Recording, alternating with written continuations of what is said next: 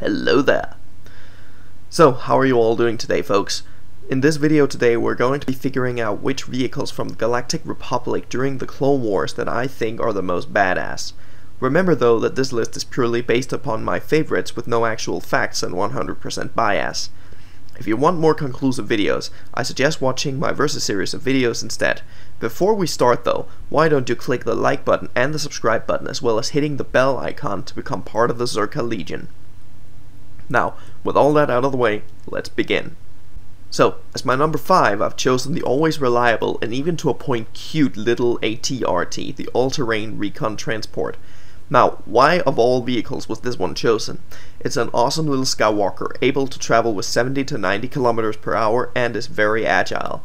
It was 3.2 meters tall and cost 40,000 credits new and about 24,000 used.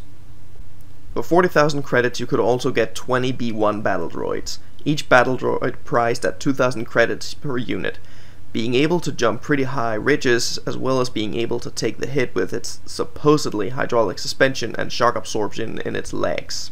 Add to this a nasty punch against infantry units just makes this an awesome machine. It does however not come without any flaws. The biggest flaw of this thing was the fact that the operator himself was completely exposed and he could easily be killed off in no time by either a well-placed blaster shot or the walker itself due to it being very light and it could easily be disabled or even destroyed if its legs were hit.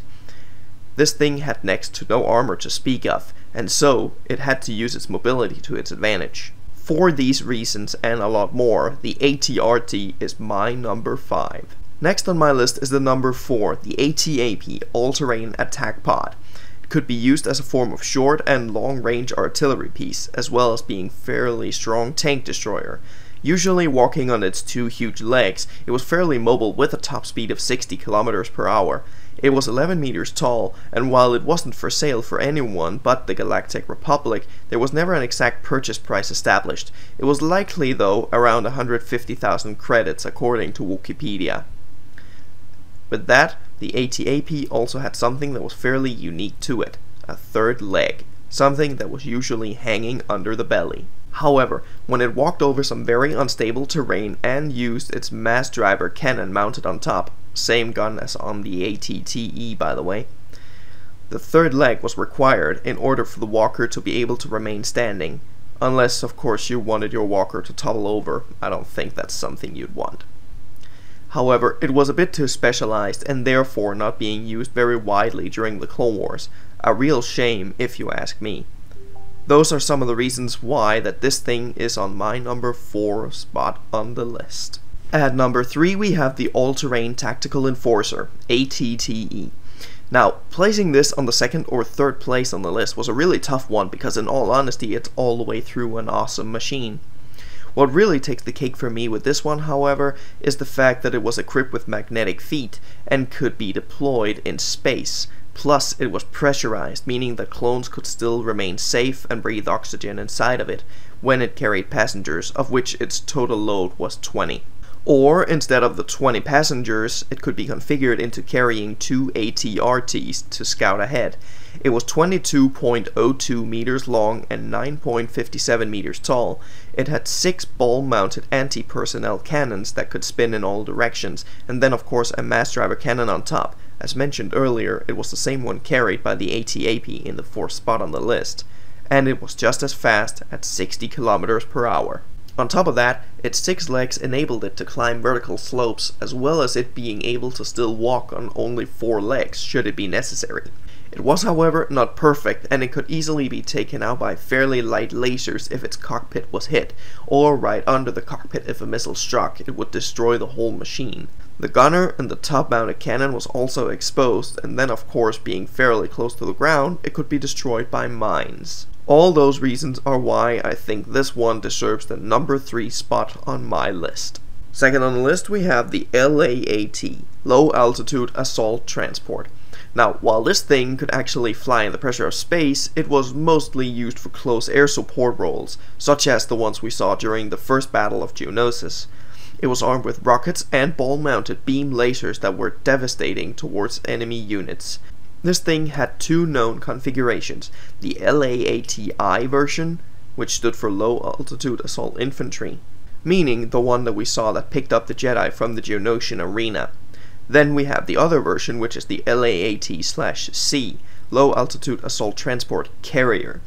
The carrier version was the one that we saw that could carry ATTs and ATOTs into battle if need be, and they were still pretty heavily armed, and as we saw on Geonosis as well, this thing could also withstand some pretty heavy beatings before it got taken out. That's a pretty mean feat considering that it had no deflector shield to speak of. Its armor, however, was made in a way that it dispersed all the incoming fire, meaning that a laser blast received was absorbed by the whole ship, pretty much like Stormtrooper armor actually. That is why this thing is on the second spot on my list. Now, before we discover my top 5 favorite vehicles, I'd like to highlight a very honorable mention, the A6 Juggernaut/Clone Turbo Tank.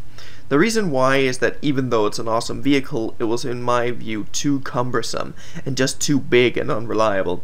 It was a cool vehicle and all, but it had way too much going against it for it to be a vehicle that I personally would use.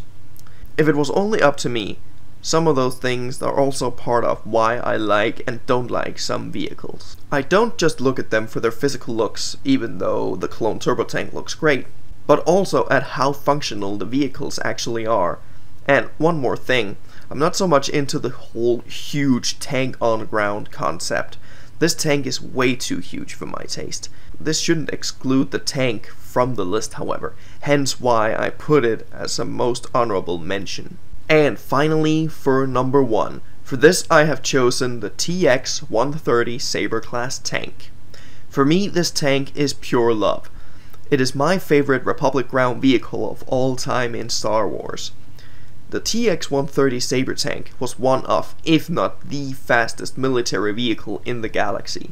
It was 8.2 meters long and built by Rothana Heavy Engineering. It was meant to be getting to the battle fast. It was capable of reaching speeds of 320 kilometers per hour, which is 200 miles per hour. Although that was only for a short time, it is still off the scale compared to the rest of the Star Wars vehicles. Also, it was armed with lethal weaponry. It had 2 dual heavy laser cannons and 1 medium laser turret or beam laser turret depending on the variant.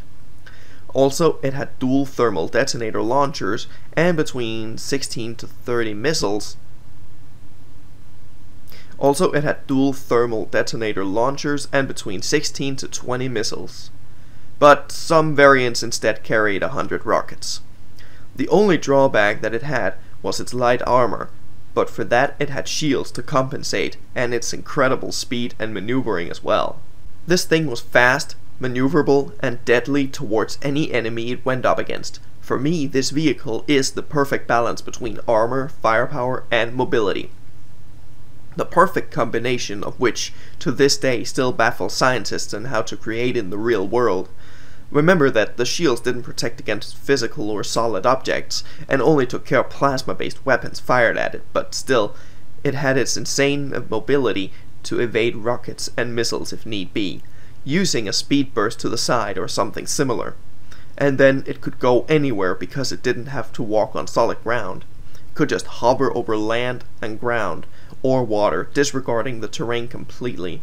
It was usually referred to as the Jedi Starfighter on land, and with good reason. To sum it all up, this tank is not being neither the heaviest, strongest, hardest hitting, or able to take the heaviest amount of punishment. It still deserves the number 1 spot on the list, not because it is especially good at anything, but because it can basically do everything. So, I hope you all liked the video, I really do.